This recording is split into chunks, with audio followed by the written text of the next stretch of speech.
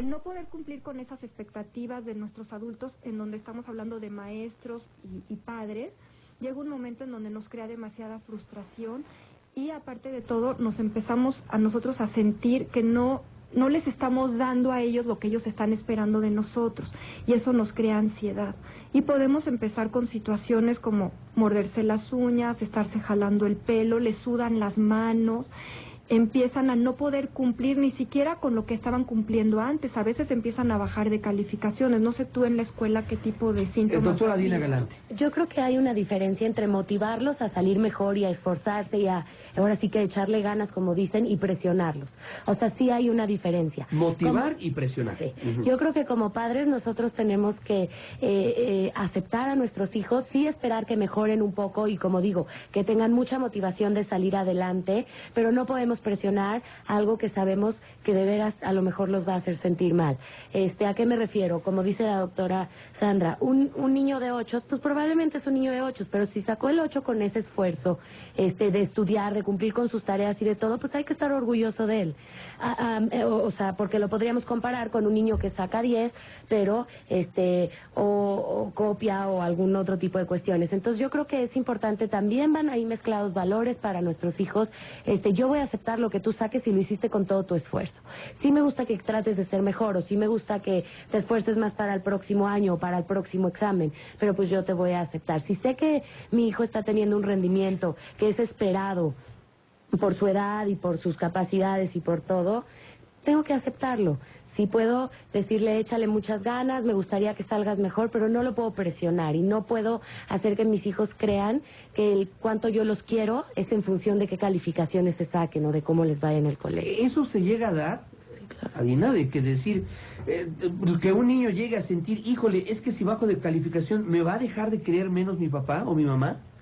Sí, porque pues, o sea, digo, son fantasías, claro, y todo, claro, pero claro, los niños pero lo llegan a pensar piensan, los niños, ¿no? Claro, porque piensan que es en función de su ejecución.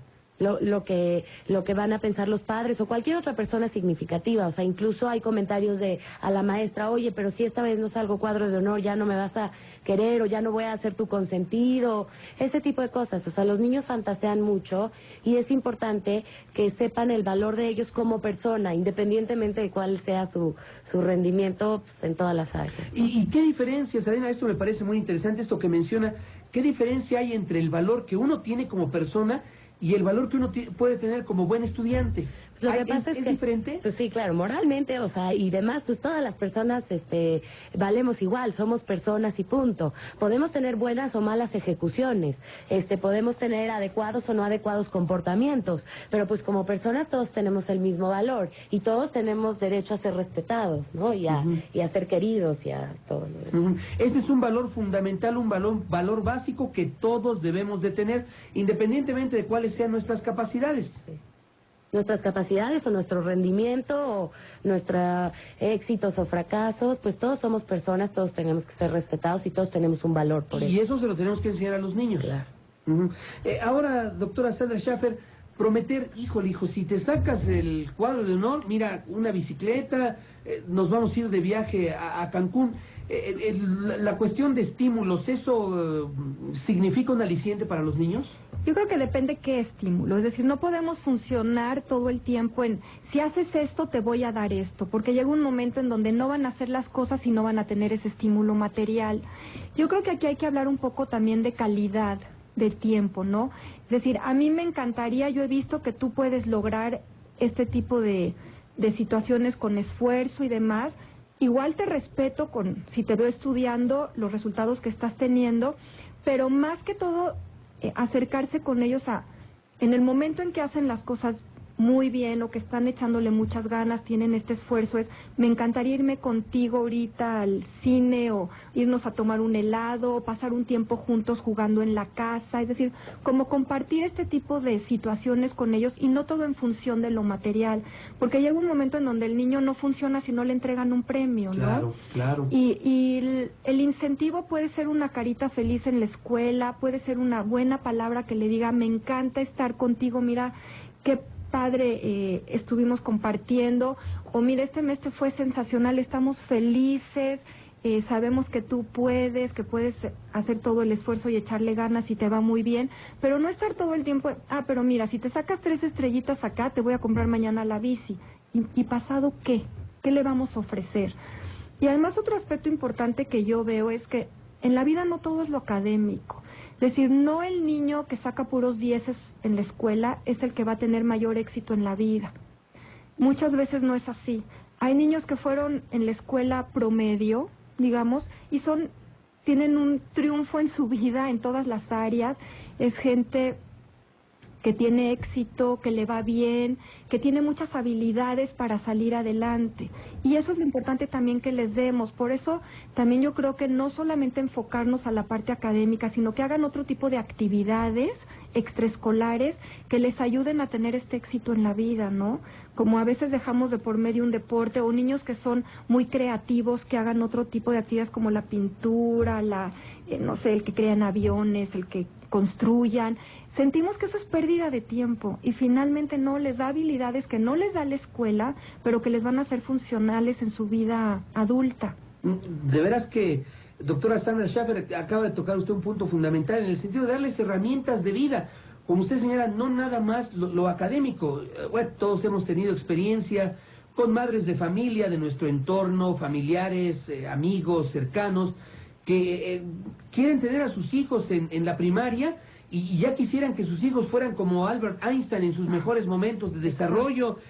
Los mandan a clases de inglés pretendiendo que traduzcan a William Shakespeare en el más puro estilo del inglés que utilizaba el señor Shakespeare, que es extremadamente difícil de traducir.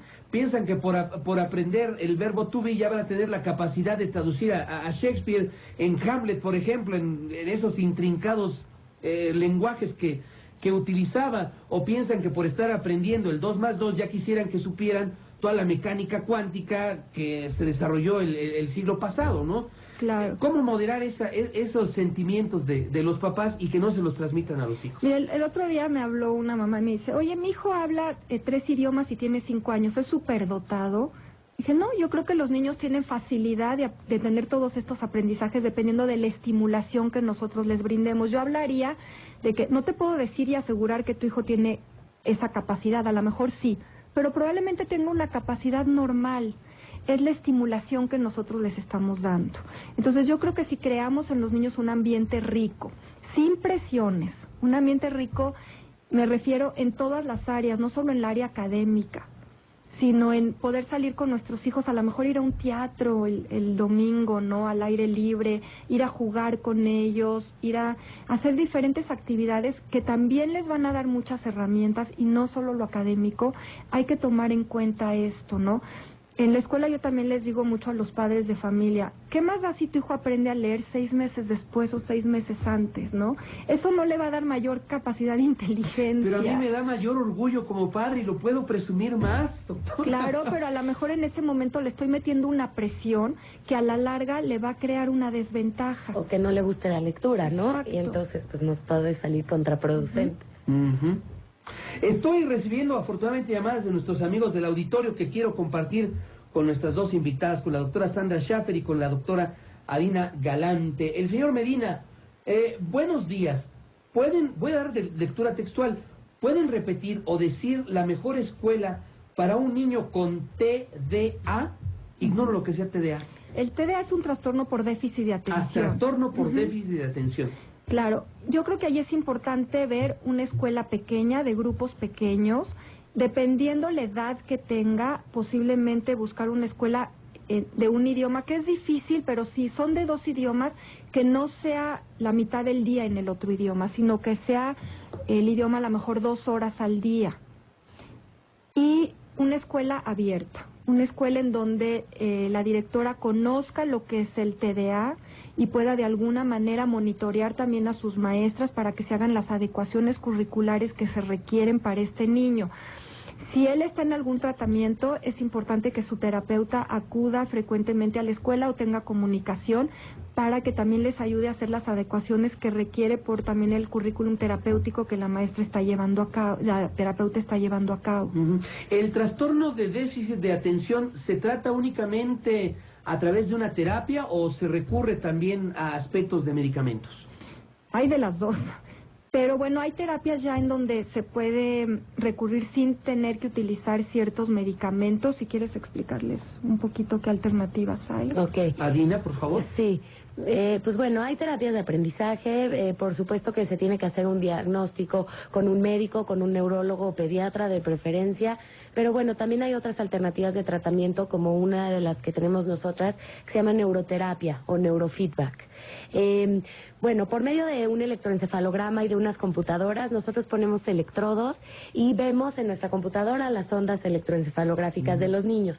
Por medio de reforzadores auditivos y visuales, que es que el muñequito avance y sonidos, vamos reforzando las ondas correctas.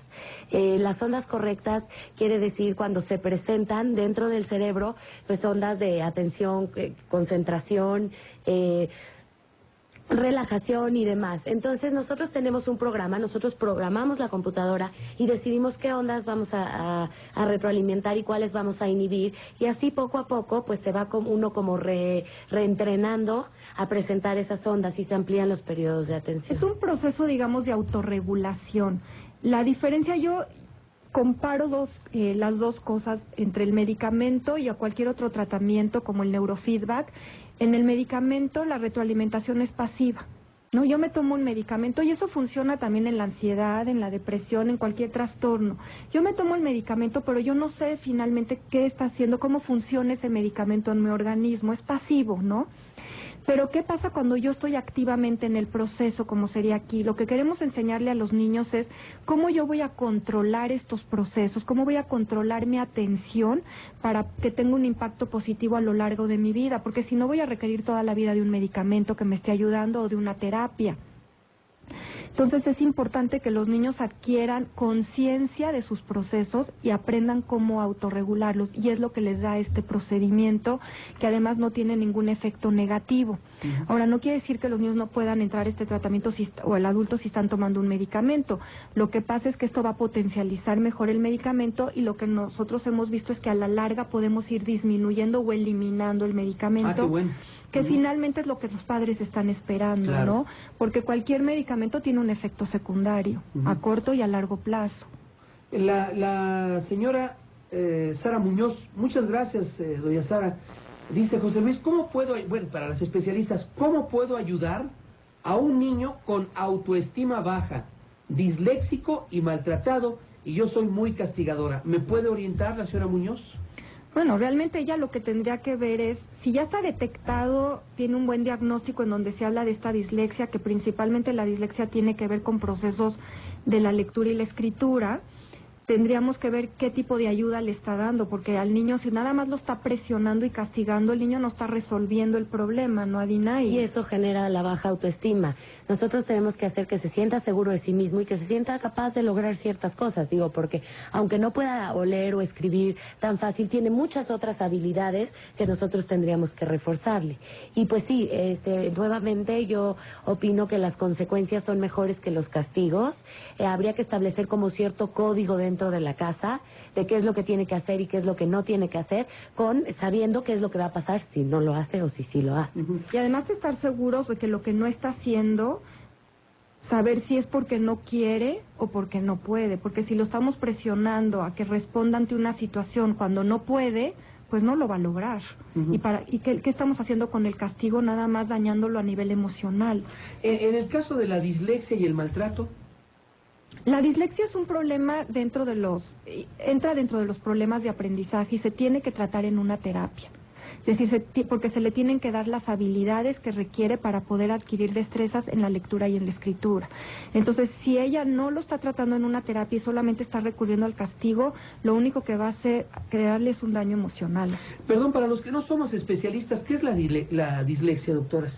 La dislexia es un problema principalmente en el proceso de lectoescritura. Los niños omiten, sustituyen fonemas, palabras, se saltan los renglones.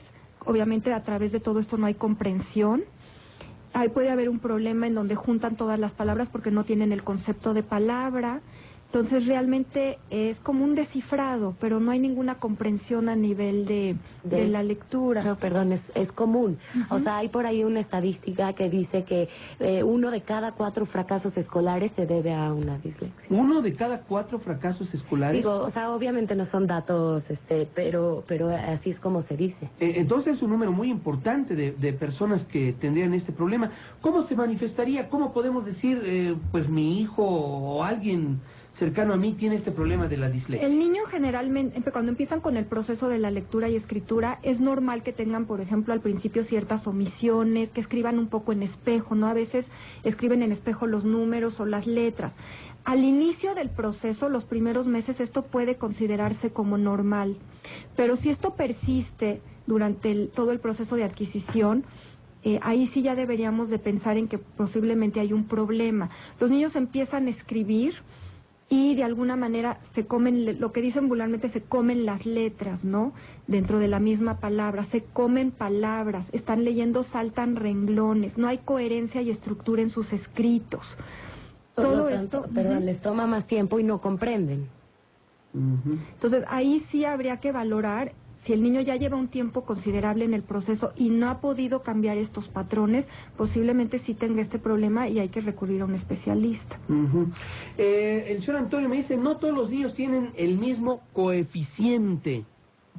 No, el coeficiente intelectual es nuestra capacidad intelectual y no todos los niños tienen lo mismo.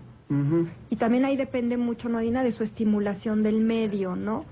O sea, se supone que el coeficiente intelectual pues es como la capacidad innata que uno trae, ¿no? Y pues es un numerito que realmente no nos va a hacer tener éxito o fracaso en la vida. O sea, la verdad es que eso no. Pero sí podemos estimular, tener un ambiente rico dentro del hogar, culturizar a nuestros niños y todo para que su rendimiento sea adecuado o mejor, independientemente de cuál sea su coeficiente intelectual. Digo. ¿Qué significa tener un coeficiente intelectual alto, uno promedio y uno bajo? Como te digo, es un numerito, o sea, está hecha una escala y pues bueno, los que entran dentro de la mayoría de la gente es lo que está considerado normal, los que están superior pues los consideramos altos o más inteligentes a lo mejor, o incluso muy altos, superdotados, y pues los bajos, o sea, los que están por debajo de la media. Pero yo creo que lo importante de acá es que independientemente, o sea, de todos los que están dentro de la normalidad pueden tener un rendimiento adecuado, aceptable a lo largo de su vida. Hay diferentes pruebas que nos dan un indicador de un coeficiente intelectual, que son pruebas que han sido estandarizadas dentro de la población para podernos hablar de si es una capacidad promedio, una capacidad abajo del promedio o arriba del promedio y brillante, ¿no? Esta capacidad, como dice Adina, se estimula a lo largo del tiempo. Yo puedo ahorita hacerle a un chico de 7 años ciertas pruebas y que me salga con un coeficiente promedio, y a lo mejor se lo hago 3 años después y me sale o abajo del promedio, dependiendo de qué tipo de estimulación haya tenido, o arriba del promedio. Entonces es algo cambiante también. Claro que obviamente cuando hay un problema de aprendizaje u otro tipo de situaciones se les hace dentro de la batería psicopedagógica unas pruebas de coeficiente intelectual para saber también hasta dónde podemos exigir, ¿no? Porque hay niños que tienen una capacidad muy baja y realmente a veces les estamos pidiendo situaciones que en ese momento no nos pueden dar. No quiere decir que más adelante con estimulación no vamos a lograr tener otras expectativas, pero en este momento a lo mejor la presión que estemos ejerciendo, más allá de ayudarlos, les va a crear un daño. Perdón, Adina. Nada más, o sea, lo que mi mensaje es que independientemente de cuál sea nuestro coeficiente intelectual, eso no nos va a decir si nos va a ir bien o mal en la vida. Tenemos gente superdotada que no tiene éxito y tenemos gente que está un poquito por debajo del promedio y tiene éxito y logra salir adelante y logra tener las habilidades, y pues bueno, se sienten contentos, tienen adecuada autoestima, o sea, es un poquito independiente. A lo que me refería es que el numerito que sale de la prueba estandarizada que explica la doctora no nos va a decir cómo va a ser nuestro futuro, no dictamina nada. Sí, de eso quería preguntarles. No sé qué garantía hay de decir, bueno, un niño que tiene un coeficiente intelectual altísimo, pues vaya a ser un hombre exitoso. A lo mejor es un exitoso material, pero personalmente va a tener problemas. Y pues hay muchos problemas que se conoce que están asociados, por ejemplo, con los de superdotados, o sea, digamos como que no hay nadie perfecto, ¿no?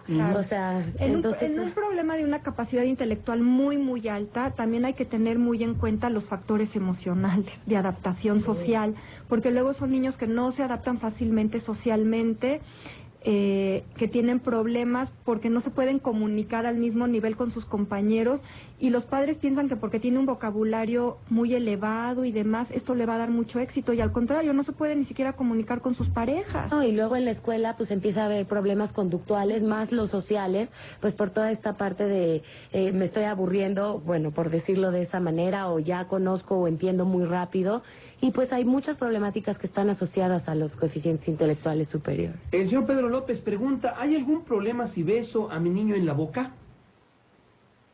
Pues porque lo harán, ¿no? Hay que ver... Pues sí, hay que ver toda la situación, hay que ver en qué momentos y pues qué tipo de connotación tiene, ¿no? Si es pues cariño o sea, ¿por qué se está dando? A lo mejor es una costumbre familiar, habría que checar. Digamos que no es lo común, Exacto. Pero posiblemente, como dice Dina, podría ser una costumbre familiar. Habría que estudiar las circunstancias. Soy una madre muy exigente con mis hijos, así me educaron a mí. Si los dejo, bajan de promedio. ¿Creen que esto ocasiona algún problema posterior? Pues probablemente ahí sus niños ya están acostumbrados a la presión de mamá, si no, no hago lo que tengo que hacer. Entonces habría que darles también un poquito de independencia en el trabajo y flexibilidad poco a poco, ir como bajando toda esta parte porque finalmente ellos son los que van a ser responsables a la larga. No vamos a estar como padres siempre atrás de ellos. Muy bien, pues yo les agradezco muchísimo de veras a la doctora Sandra Schaffer, licenciada en Educación Especial y directora de Psicoaprende AC, y a la doctora Adina Galante, licenciada en Psicología y especialista en niños y adolescentes. De veras, les aprecio muchísimo que hayan estado con nosotros esta mañana aquí en Monitor. Gracias. Muchas gracias. Muchísimas gracias, de veras muy interesante. Y también a nuestros amigos del auditorio por participar con sus preguntas. Son exactamente las 9 de la mañana con 1 minuto, las 9:01, y en la línea Monitor está la licenciada Lorena Cerdán. Ella es vocera de la Alianza por una Vida Saludable, y es que esta alianza es una iniciativa del sector privado para coadyuvar a fomentar estilos de vida saludables entre los mexicanos. Licenciada Cerdán, muy buenos días. Buenos días, José Luis. Muchísimas gracias. Explíquenos usted en qué consiste, cuáles son los propósitos de esta Alianza por una Vida Saludable. Bueno, José Luis, mira, como tú bien ya lo dijiste, el propósito de la alianza es promover entre la población estilos de vida saludable, porque enfrentamos en el país grandes retos en materia de nutrición y actividad física. Por ponerte solo un ejemplo, según la Encuesta Nacional de Salud y Nutrición, solo la tercera parte de los adolescentes practican ejercicio de una manera de lo suficientemente intensa para el adecuado cuidado de su salud. Y conforme vamos creciendo y envejeciendo, el sedentarismo se hace cada vez más agudo, de tal modo que tenemos niveles de sedentarismo en la población adulta de 80%. Entonces, es un reto realmente importante el que tenemos, y tenemos que ser muy creativos y buscar fórmulas para que la población se anime a hacer ejercicio, a cuidar su salud y de manera paralela a cuidar su alimentación. Licenciada Cerdán, me parecen muy interesantes estas dos estadísticas. La tercera parte de los adolescentes mexicanos realizan actividad adecuada. Esto quiere decir que esta tercera parte de adolescentes ni siquiera son atletas de alto rendimiento, no están corriendo los kilómetros todos los días, sino que realizan actividad que deberían de realizar todos los adolescentes, y el 80% de los adultos somos sedentarios. Exactamente, así es. Entonces, es realmente preocupante, porque el sedentarismo no solamente tiene que ver con una cuestión de cuidar el peso. También una persona activa va a tener muchos niveles más bajos de colesterol, va a tener un funcionamiento de su sistema cardiovascular más adecuado, pero además, y lo más importante, es que va a tener un bienestar mental y un bienestar integral, cosa que a veces se nos escapa que precisamente la mejor manera de reducir los niveles de estrés a los que estamos sometidos por diversas causas económicas familiares es hacer ejercicio. Y es un tema que está completamente fuera de la agenda cotidiana y de la agenda de ocio. Las familias mexicanas no se plantean hacer ejercicio como una actividad recreativa en familia, aun cuando saben que si lo hicieran, se divertirían, serían más felices, estrecharían los lazos familiares, se mejoraría la comunicación entre padres e hijos. Entonces sí, es muy, muy sorprendente la contradicción que hay entre el discurso sobre los beneficios que conocen y la realidad, no lo hacen. Es por eso que tenemos que encontrar motivadores para animarlos a hacerlo.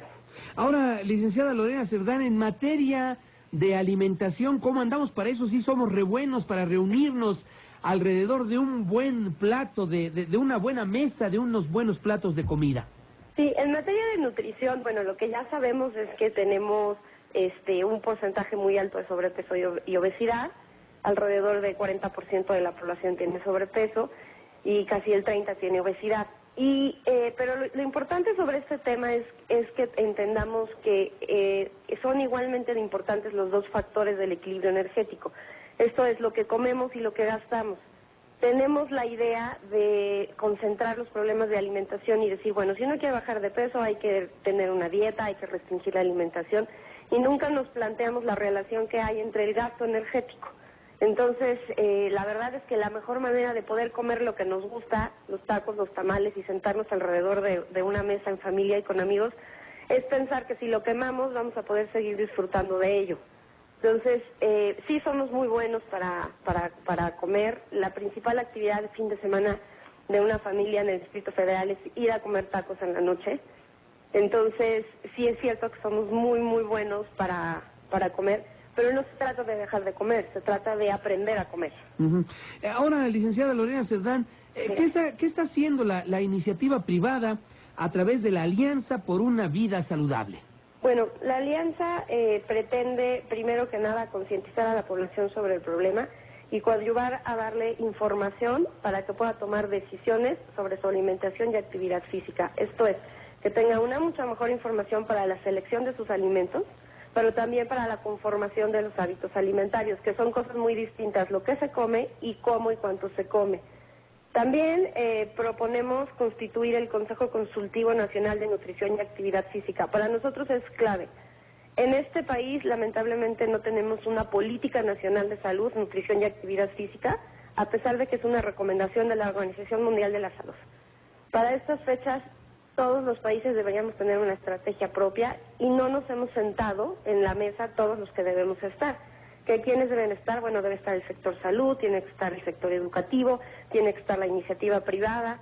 Dentro de la iniciativa privada, bueno, pues la industria de alimentos y bebidas, las cadenas productivas, el campo, también tienen que estar la comunidad médica, la comunidad científica, los medios de comunicación, la industria del entretenimiento. Todos debemos estar ahí porque no hay, la solución debe ser integral, no ningún plan que se concentre solamente en la alimentación o se concentre solamente en la actividad física o se concentre solamente en las restricciones va a tener éxito. Tenemos que participar todos, por eso es tan importante que diseñemos una política integral y de manera conjunta y que quede muy claro cuáles son las responsabilidades de cada quien en este tema, ¿no? Pero parece ser, como ustedes lo han reconocido en esta Alianza por la Vida Saludable, parece ser que este punto en específico no es una prioridad para el sector salud de México. Bueno, el sector salud, coincidimos en varios puntos y el sector salud ha tenido iniciativas importantes. Bueno, para empezar tenemos la Encuesta Nacional de Nutrición, que es una muy buena base ya tenemos estadísticas sobre qué trabajar. Nos dice cómo estamos, pero no nos dice por qué estamos y qué hacer, es donde hay que avanzar. También ha habido campañas que hemos visto en radio y televisión, como la de México está tomando medidas, o la del Prevenir, que tiene niveles de recordación importantes. Y también ya tenemos una nueva norma de orientación alimentaria a la cual nos tenemos que ceñir todos. Y todos estos han sido los esfuerzos que ha hecho el gobierno federal y en los gobiernos locales también ha habido esfuerzos importantes. Sin embargo, creemos que adolece de que no son propuestas integrales y de que no se ha consultado a todos los que se tienen que consultar. Entonces, creo que en esta administración se le está dando una prioridad importante al tema. Hay iniciativas de la Secretaría de Educación, de la CONADE, de la misma Secretaría de Salud, pero seguimos sin esta coordinación.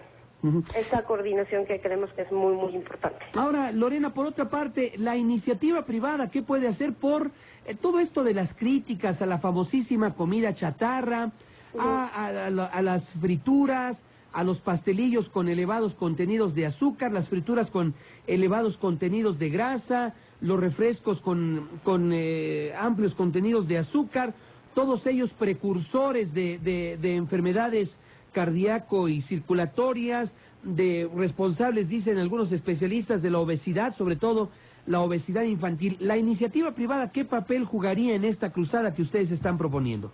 Bueno, yo creo que la iniciativa privada está haciendo muchas cosas. En materia de industria de alimentos y bebidas se está avanzando, es cada vez más amplia la oferta que tenemos de productos alternativos.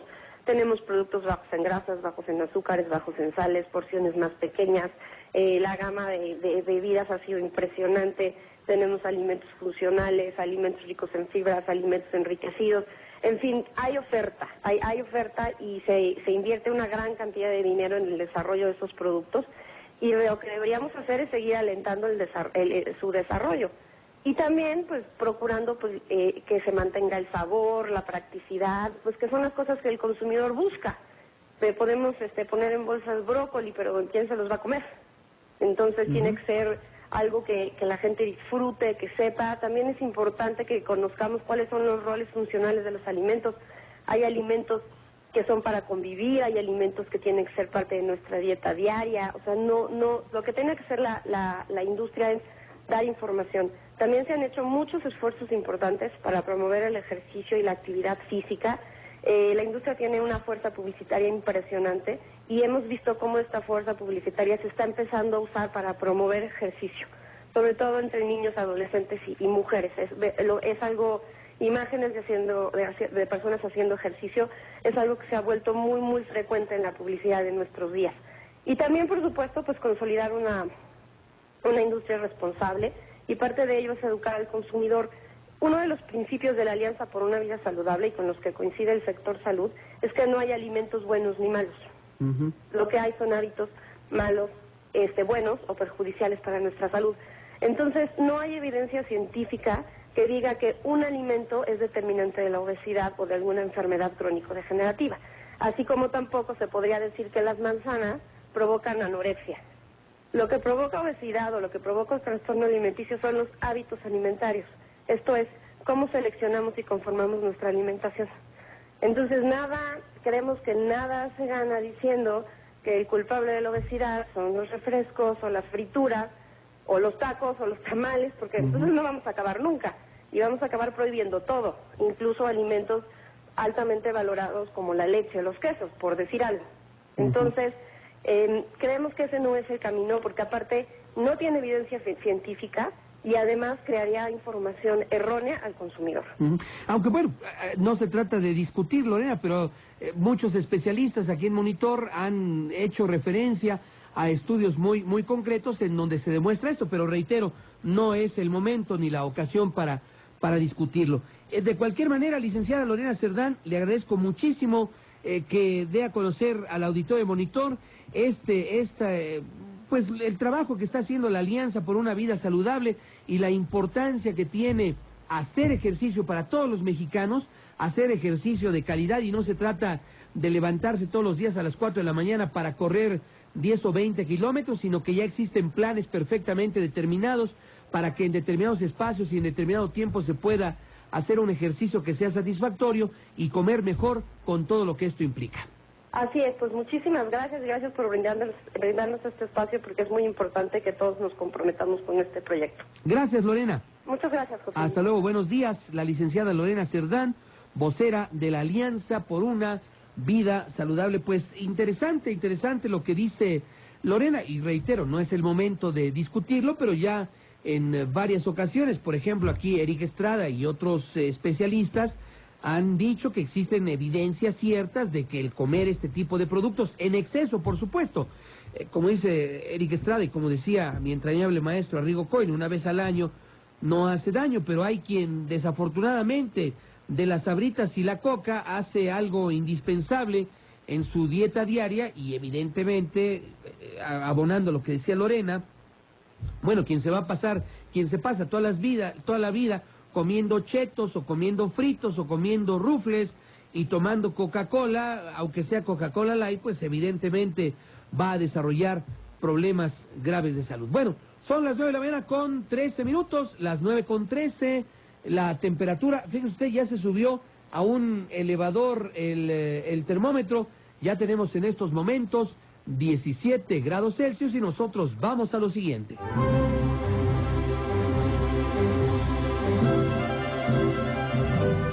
Bueno, pues en Monitor seguimos recordando a mi querido maestro Arrigo Cohen, seguimos en Redención de Significados. Vamos a escuchar la plática que sostuve con don Arrigo el 7 de agosto de 1999.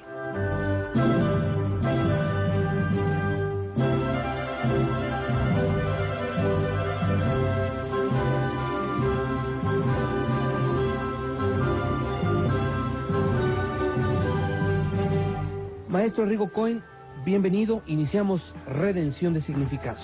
José Luis, bien hallado, y al público de Redención de Significados, muy buenos días. El señor Efraín González de Guadalajara, felicito a Monitor por ofrecernos un programa tan ilustrativo como el del maestro Arrigo Cohen. También felicito al maestro por su sabiduría y amenidad, a José Luis por ser partícipe de la sección, pero sobre todo y principalmente quiero felicitarme a mí mismo por tener la fortuna de escuchar su programa todos los sábados. Bueno, pues ya se felicitó, ya nos felicitó, en fin, pues qué felicidad que todos estemos satisfechos. Y fíjese, maestro, que hay cuatro llamadas que se refieren a un mismo tema. La señora Marta Susana González, ¿qué significa la palabra Gaia? La señora Araceli Gutiérrez, ¿qué significa la palabra o concepto Gaia? Lo encontró en un libro del filósofo alemán Nietzsche. Y la señora Elizabeth González, ¿qué significa la frase, la Gaia Ciencia, título de un texto del filósofo alemán? Y pues también la señora Gallaga nos hace ese cuestionamiento. Bueno, aquí tenemos esto. Cuando nos hacen la primera pregunta, falta contexto, ¿verdad? Porque es el femenino de gallo, por ejemplo, ¿verdad? Gallo, Gaia. El femenino de alegre, vistoso. También puede ser un listón que se destaca de un fondo. O bien una insignia, ¿verdad? Una insignia de victoria. Asimismo, es un nombre de pájaro. Vaya, podríamos decir que tiene 5 o 6 acepciones. Vamos a ponerlas en orden, por ejemplo. Es una insignia de victoria, una urraca, un listón de color contrastante, ¿verdad? Una mujer pública también, ¿verdad? Una ciudad de la India y también, desde luego, el femenino de gallo. Así que ahí faltaba contexto. Pero resulta que otras 2 personas sí nos dicen en dónde lo hallaron. Y entonces, ahí sí. Entonces, aún más, le pusieron... Primero una dijo que simplemente la palabra de Gaia, que la Gaia que la había encontrado en Nietzsche. Pero después alguien dijo la Gaia Ciencia. Fíjate cómo se va redondeando cuando hay contexto. Por Gaia Ciencia o Gai Saber, en literatura se entiende el arte poético, según las normas de la escuela provenzal. Por extensión, la poesía en general y la poesía erótica, amorosa en particular. Fíjate que en Provenza se anticiparon con respecto a Castilla, cuando menos 100 años. Ya en Provenza y en Cataluña también, poco después, ya se tenían juegos florales, cuando en España más o menos teníamos todavía las famosas, las glosas silenses y las glosas emilianenses, que constituyen prácticamente a fines del siglo X, por el 990, hace 1000 años. Exactamente, mil y pico de años, que eran, podríamos decir así, el acta de nacimiento del castellano. Pues ya en Provenza, sobre todo, y en Cataluña, ya habían juegos florales, había juegos florales. Así es que la Gaia Ciencia se refiere a la poesía y concretamente a la poesía de carácter erótico. Y Nietzsche efectivamente tiene algún texto en el que se refiere a esos juegos florales, a la Gaia Ciencia que se tenía en Provenza. Ahora tenemos dos llamadas de la señora Alicia Suárez y de la señora Olivia Suárez, que nos pregunta dos veces: ¿qué significa la palabra magna cum laude? Es una frase que utilizan para reconocimientos universitarios. Pero nos lo pregunta también otra persona. Sí, ¿verdad? la señora Alicia Suárez también. Bueno, en realidad es latín puro. Magna o summa es lo máximo, la máxima calificación. Y cum laude es con elogio. Se usa cuando el examinando saca las calificaciones supremas y además merece loas, ser loado, ¿verdad? Felicitaciones de sus examinadores. Entonces, eso lo que significa que saca las máximas calificaciones y además la felicitación de los que lo examinaron, porque lo encontraron no solamente digno de lo... Vaya, como que es quien dice que se llevaría un 11 sobre 10. ¿Es algo así como la mención honorífica, maestro? Bueno, ¿O va más allá de la mención honorífica? Con mención honorífica, pero equivale más o menos a la mención honorífica, pero eso es clásico de las universidades, magna cum laude. La señora Raquel Alcaide Torres de San Andrés Tetepilco, maestro, ¿podría repetir la máxima que dijo? Bueno, no me acuerdo cuándo fue. Bueno, más o menos por la fecha, debe ser cuando di una frasecita que, si no me equivoco, yo no lo considero una máxima, sino más bien considero que es una regla de oro. Ojalá y corresponda a lo que me supongo que quiere ella.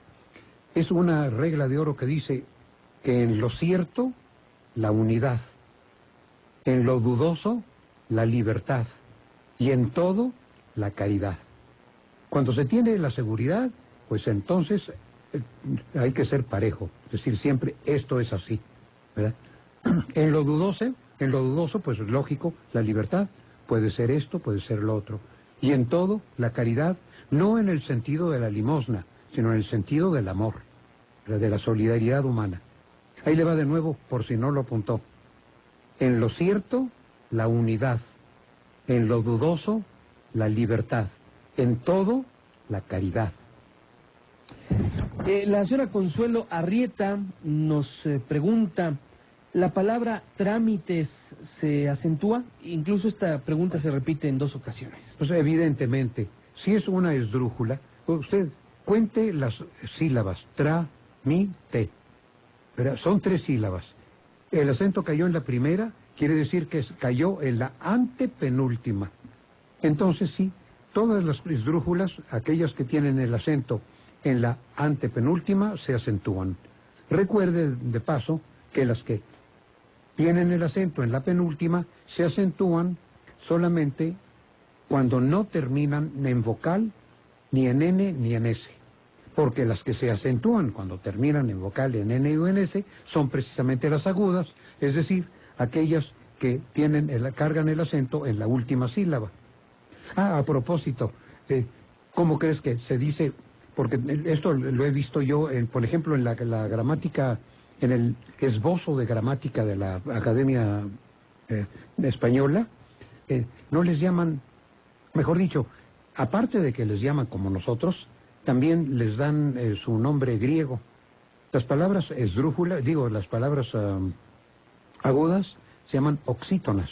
Oxítonas. Oxítonas. Las palabras, sí, oxi, agudo, ¿verdad? Y tono agudo. Es decir, que llevan son oxítonas esas agudas. Luego, las palabras graves se llaman barítonas. Barítonas. Esas tienen otro acento. Esas son las que tienen el acento circunflejo. Mejor dicho, el acento grave. Las barítonas son... Estamos hablando ahorita de los acentos agudos. Sí. Las oxítonas equivale a nuestras agudas. Las es decir, paroxítonas, las que están al lado del oxítono, paroxítonas, las graves. Y las proparoxítonas o preparoxítonas, las esdrújulas. Pero, es decir, y las palabras graves, para ellos, son las barítonas y las que tienen el acento circunflejo, que hacen una modulación, se llaman perispómenas. Bueno, complicaciones, más bien tecnicismos del lenguaje, muy precisos. Es que ahora ya me he propuesto hacer un poquito de, digamos, léxico lingüístico, léxico técnico, es lo que se llama el lenguaje que está más allá, es metalenguaje lingüístico. El señor Arturo Loera, de la colonia campestre en Coyoacán, ¿qué significa la palabra languzo? Nunca la he oído.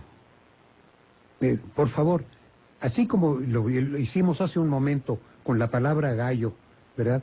Gallo. Gay, ¿verdad? Gay, gallo y todo, o galla. Galla ciencia. Que le encontramos hasta 7 acepciones, ¿verdad? Mire, las palabras languzo me supongo que no debe tener muchas. La prueba de ello es que no recuerdo ninguna de ellas, o mejor dicho, no recuerdo haber oído la palabra.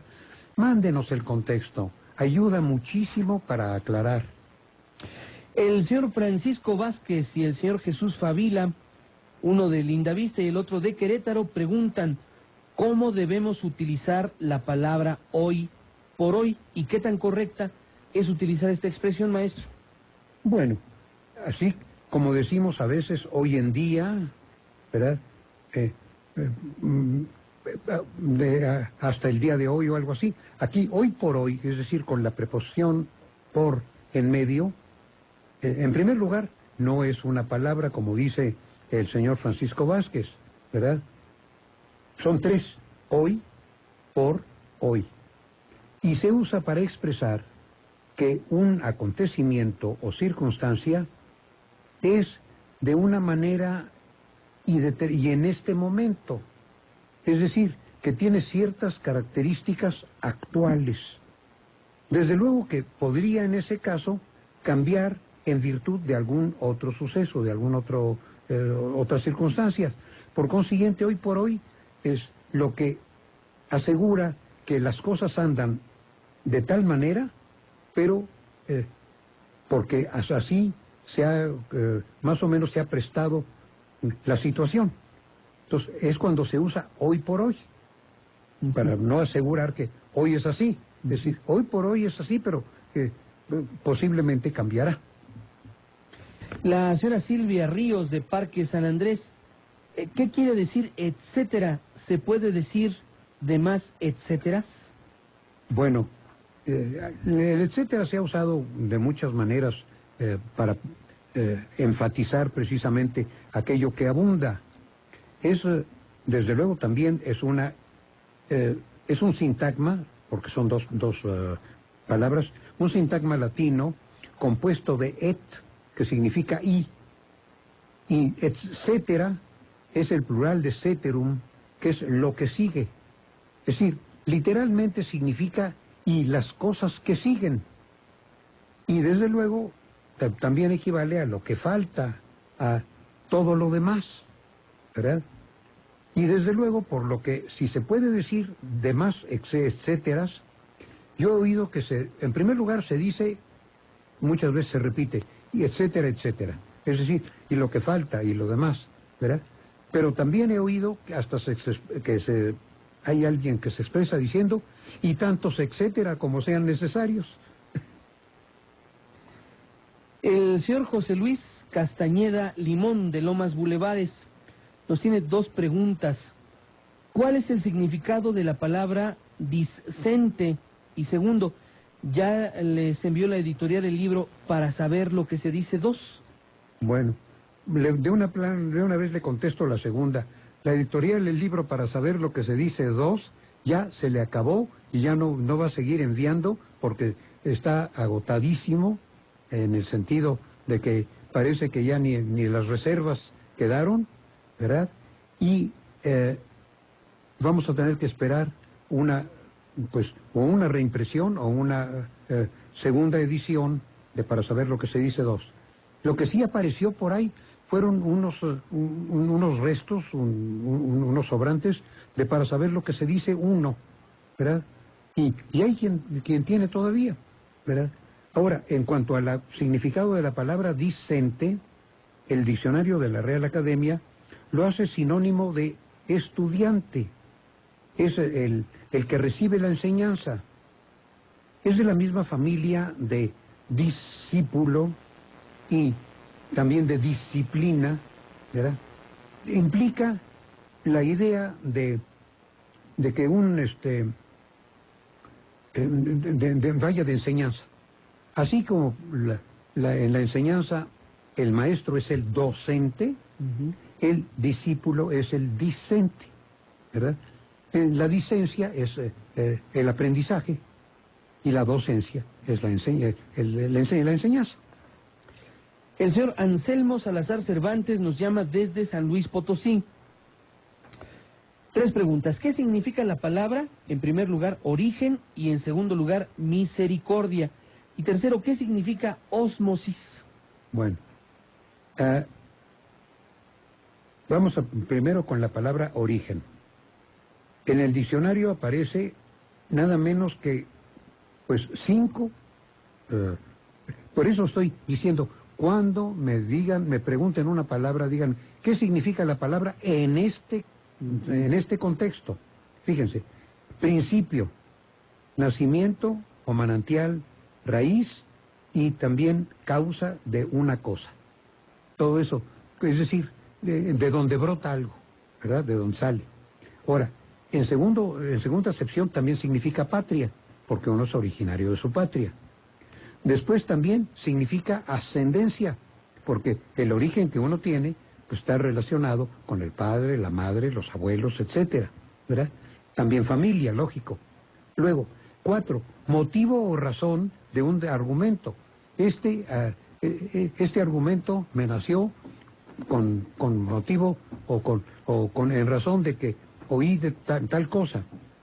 Y por último, también en gramática, perdón, en geometría es el punto precisamente de intersección de los ejes coordinados, el punto de origen, ¿verdad? Vaya, como quien dice, el punto cero, que hacia un lado o hacia arriba es positivo, o hacia la izquierda o hacia abajo es negativo, ¿verdad? Y que puede combinar negativo con negativo y positivo con positivo o combinado ambas dos, ¿verdad? Entonces, creo que ya quedó satisfecho todo. ¿Qué era el otro? Ósmosis. Ósmosis. También, la palabra ósmosis. Pues la ósmosis viene del griego precisamente ósmosis, que en física significa, es el paso recíproco de un líquido, por ejemplo, de distinta densidad, desde luego, si es hipotónico o hipertónico, ¿verdad? A través de una membrana que los separa, hasta que encuentran precisamente la isotonía, que es la misma densidad, ¿verdad?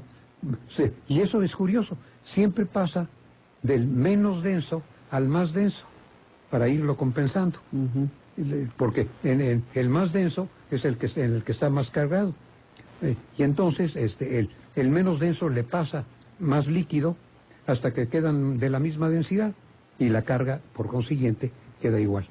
Yo me acuerdo del término ósmosis muy utilizado entre los que alguna vez fuimos estudiantes, maestro, y se refiere a aquel joven que no quiere aprender y que por estar cargando los libros, oye, vas a aprender por ósmosis. Sí, es decir, se te va a pasar del libro, ¿verdad?, a través de la piel, ¿verdad?, se te va a pasar el conocimiento. Directito al cerebro. Bueno, a ese respecto también hay otra cosa muy bien. Un individuo, yo por ejemplo, ¿verdad?, que siempre me he acercado a las mesas donde hay una persona a quien considero autoridad en un determinado asunto. Me acerco ahí para ver si por ósmosis me llega un poquito de conocimiento. ¿No será viceversa, maestro? Bueno, de vez en cuando alguien se acerca a mi mesa, ¿verdad? Pero ahí casi es isotónico desde el principio. La señora Elena Hernández, de Trabajadores del Hierro, ¿cuántas acepciones tiene la palabra protesta y cuál es su raíz? Bueno, eso de cuántas tiene, pues la mayor parte de las dicciones, de los diccionarios, registran solamente 4 acepciones. Ahora, aunque usted no lo crea, la raíz de protesta es la raíz de 3, ¿verdad? Viene desde el indoeuropeo. Y es que protestar entre sus 4 acepciones tiene, primero, no estar de acuerdo con algo, haber duda entre algo. Y entonces, la protesta es la decisión que por lo regular la hace un tercero, que es el árbitro. Entonces, la protesta se resuelve cuando hay, cuando menos, un desempate. Y por eso es por lo que originalmente se requirió cuando menos un individuo que afirmara una cosa, otro que la negara y otro que diera la razón a alguno de los dos. El niño José Antonio Alpizar de la colonia Nápoles. ¿Cuál es la diferencia del término por qué junto y por qué separado? Bueno, pero aquí también puede ser por qué o por qué, ¿verdad? Entonces tenemos en una sola palabra, por ejemplo, y átono, ¿por qué? Es la respuesta a la pregunta ¿por qué? Tónico y en 2 palabras, ¿verdad? Ahora, por y qué acentuados, es decir, el qué acentuado. Ahora, el otro es, el otro en una sola palabra es el por qué, el por qué. Ahí siempre lleva el artículo, ¿verdad? Y es sustantivo y se construye con el artículo el, porque significa precisamente el origen, el origen. Ahora, por último tenemos el por qué, átonos los dos, ¿verdad? Y que es el que se refiere, por ejemplo, cuando hay una intención o un propósito. Por ejemplo, abogaron por que se perdonara al acusado. Contribuiste porque se convencieran, adujiste algo, ¿verdad? Entonces, ahí tenemos 4 formas de hacerlo. En 2 palabras, ambas átonas y una acentuada. En una sola palabra, es decir, con el acento primero en por y el otro con el acento en qué, acentuado, y entonces significan, tienen una función, cada una muy diferente en la frase. Niño, ¿por qué reprobaste? Bueno, porque no estudié. Sí, pero esa es la respuesta. ¿Por qué? Es la respuesta a por qué. Pero ¿por qué? Ahí es 2 palabras. La señora Silvia de Anda nos llama de San Luis Potosí y pregunta, ¿todavía existe el Club de Defensores del Idioma Español? Bueno, yo nunca he sabido que haya habido un club, ¿verdad? A fines de la gestión de López Portillo, se constituyó una comisión, así se llamó, que llegó a llamarse En Defensa del Idioma Español. Llegó a llamarse porque primero se llamó del español, pero alguien confundía que si defendían al abarrotero o al español por excelencia, ¿verdad? Esa comisión duró muy poco porque pues eran demasiadas cocineras para un solo caldo, ¿verdad? Para un guisado, ¿verdad? 5 secretarías de Estado. Posiblemente si hubiera nada más intervenido, pues digamos, educación y comunicaciones, posiblemente habrían hecho algo pues bastante constructivo y creativo. Pero, en primer lugar, nació en el último año de la vigencia del sexenio. Y después se metieron demasiados de secretarías de Estado y se hicieron líos. Ahora, estas cosas deben ser espontáneas. Debe ser la Secretaría de Educación la que vigile la lengua. Eso es todo. Y después ya serán nuestros legisladores, etcétera, los que más o menos acepten sancionar, por ejemplo, las faltas de ortografía, el exceso de uso de extranjerismos, etcétera, sobre todo en la publicidad, en las comunicaciones. Y ahora, sobre todo, que estamos en las telecomunicaciones. La señora María Luisa Castillo, de la colonia Asturias, ¿cuál es la forma correcta de designarle un nombre al flujo de vehículos? ¿Es tránsito o tráfico? Ahí está la cosa. Desde luego que lo correcto sería, bueno, es tránsito, ¿verdad? O sea, el ir y venir de vehículos o de peatones. Pero la academia aprobó tráfico como sinónimo y, desde entonces, este término ha sustituido precisamente al correcto, el cual ahora está cayendo en desuso. Ya casi nadie dice tránsito para referirse precisamente a la acción de pasar por vías o parajes públicos, que es precisamente lo que significa. Y ahora dice tráfico, ¿verdad?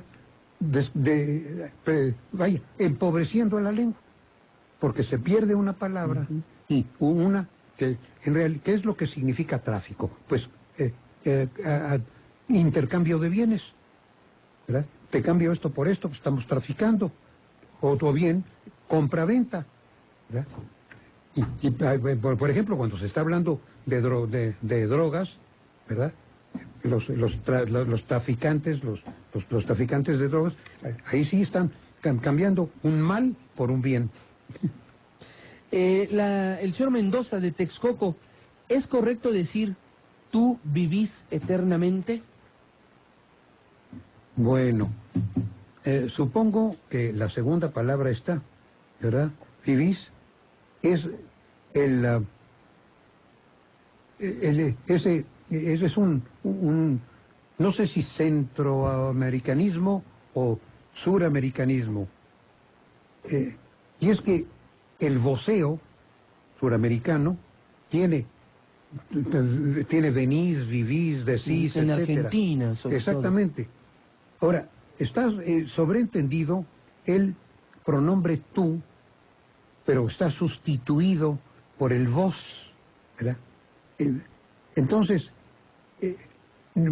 la hipótesis sería, en lugar de decir tú vivís, vos vivís eternamente.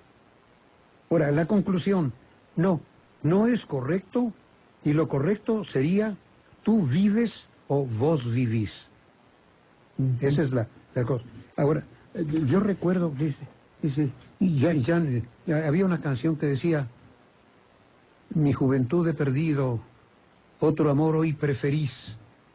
¿Y por qué no me querís? Porque nunca más querido. Ahí está. Sí, eso. No sé si es argentina o chilena. Yo me acuerdo mucho de una expresión futbolera. Diego Armando Maradona ha sido el futbolista más connotado, más conocido, más querido allá en la Argentina, y recuerdo que cuando hacía una jugada espectacular, una de las expresiones era Dieguito, sos Gardel. Ahí está, sos en lugar de sois. Ajá. Sos Gardel, y tuteándolo. Sí. Vos sos, sí. Y lo decían con mucho corazón, Dieguito, sos Gardel. Sí, bueno, pero ahí qué bonito, porque Gardel es el ídolo de la canción, sí. y él es el ídolo del fútbol. Pues maestro, muchísimas gracias por haber comentado con el auditorio. Bueno, gracias a ti por haberme ayudado tanto en por ser un tan buen colaborador en Redención de Significados. Si usted se pregunta, ¿dónde se escucha la verdad? Monitor le responde. En radio 1320 y 1560 kHz. En televisión, en Canal 52 MX. En internet, www.monitor.com.mx. Grupo Monitor, comprometidos con la verdad. Monitor. Bueno, pues ya le tenemos información desde la zona oriente. Iniciamos con el reporte que le podemos ofrecer desde la zona del eje 6 sur. Esta mañana es una excelente opción si es que usted viene de Río Churubusco para llegar, por ejemplo, hacia el anillo periférico oriente. Precaución, tenemos ya muchos trailers y camiones de carga llegando a la central de abastos. Va a encontrar un ligero asentamiento solamente para cruzar Rojo Gómez, pero nada que le complique su destino. ¿Qué sucede en el sentido opuesto? El eje 5 sur, la avenida Leyes de Reforma, de momento es una excelente opción si es que usted va, por ejemplo, hacia Rojo Gómez e incluso más adelante para llegar a Churubusco o al eje 3 oriente Francisco del Paso y Troncoso. El reporte que tenemos.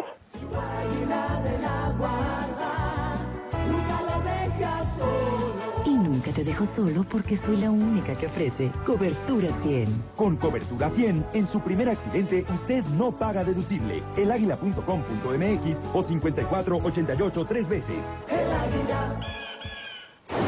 Vamos a conocer que para estos momentos sobre el circuito interior Río Consulado ya comienza a complicarse la circulación a partir del cruce con las calzadas de Guadalupe y de los Misterios y en ambos sentidos para salir hacia la avenida de los Insurgentes a la altura de Paganini ya el tránsito es lento. Por fortuna fuera de este tramo, al menos en la zona de Eduardo Molina y para llegar hacia el perímetro de Oceanía, usted podrá efectuar este recorrido sin mayores problemas.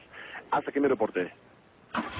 Si va a renovar su seguro y es mayor de 25 años con auto particular, para el seguro de su auto, el Águila le ofrece las tarifas y promociones más atractivas. Para ahorrar, hay que llamar 5488 3 veces o elaguila.com.mx. El Águila. Quiero informarle, amigo automovilista, que es bastante importante el aforo vehicular que tenemos de momento sobre el día de circunvalación. De hecho, se generan asentamientos a la altura del mercado de Mixcalco y también para cruzar la salida de la zona de la Merced y Corporación a San Pablo. Fuera de esto, se avanza a buena velocidad, continuando por este mismo eje para continuar hacia el perímetro de viaducto en su tramo Río de la Piedad. Asimismo, le doy a conocer que el eje 2 norte, procedente de Congreso de la Unión y al menos hacia Paseo de la Reforma, registra solo asentamiento justo en su cruce con Vidal Alcocer.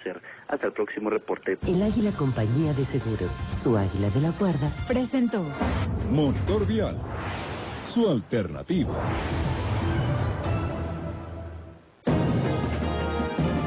Desde la capital de México, escucha usted XE Info, Radio Monitor, en 1560 kHz, con 50.000 watts de potencia. Y en todo el mundo, en audio digital, vía internet. Radio Monitor, una emisora de Grupo Monitor, comprometidos con la verdad. Escuche a continuación, propaganda oficial. Si estás por concluir o has concluido secundaria o bachillerato. Si te gusta la agronomía, la agroindustria, la producción animal, vegetal y el rescate ecológico, la Universidad Autónoma Chapingo te invita al concurso de admisión 2007. Fichas por internet del 18 de diciembre de 2006 al 17 de marzo de 2007. Consulta la página www.chapingo.mx. Mayores informes al 01800 503 47 74.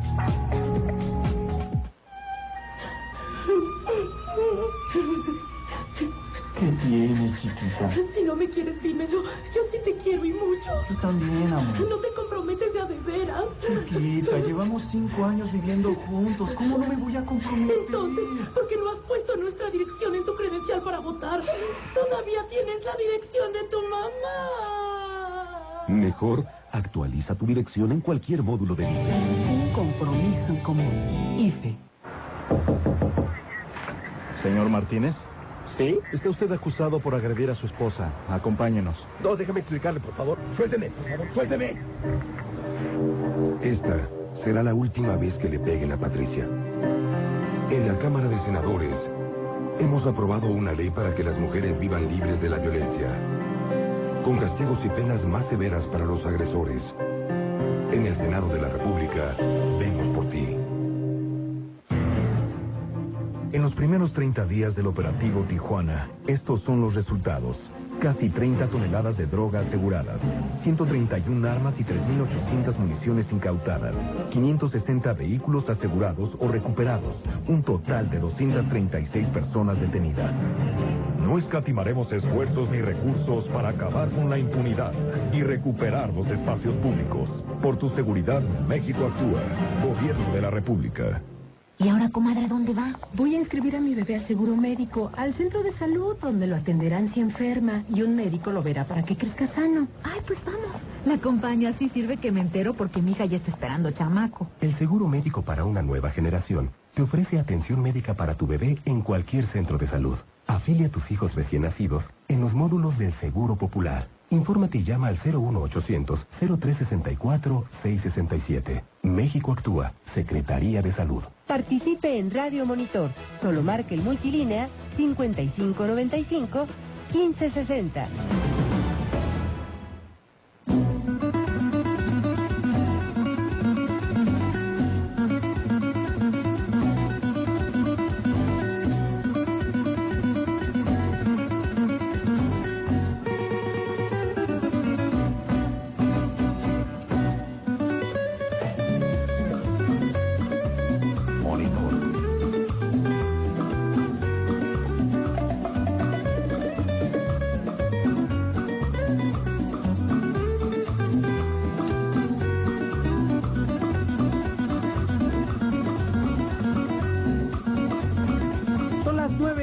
Con 49 minutos, 9:49, 11 antes de las 10, el sol brillando en todo su esplendor, ya tenemos 17 grados Celsius en la temperatura. Y en la línea monitor está el ingeniero Alejandro Echaniz, él es director general de Obras y Servicios del Gobierno del Distrito Federal. Ingeniero Echaniz, muy buenos días, gracias por tomar la llamada de monitor. Bueno, ingeniero, ¿me escucha? Bueno, al parecer hay un problema con la línea telefónica. Vamos a tratar de restablecer esta llamada porque con el director general de Obras y Servicios vamos a platicar en torno a lo que se está haciendo en la zona del distribuidor vial de Zaragoza. Ingeniero Echaniz, muy buenos días. Buenos días, no le escucho muy bien, pero vamos a tratar de... Yo le escucho con mucha claridad, ingeniero. Por favor, platíquenos, ¿qué clase de desvío se va a llevar a cabo a partir de lunes ahí en el distribuidor vial Zaragoza? Cómo no, con mucho gusto. Mire, el desvío que está programado para el próximo día lunes es el desvío de una gasa que está operando actualmente para los vehículos que vienen del municipio de Los Reyes La Paz y que quieran dirigirse a la ciudad de Puebla por la autopista México-Puebla.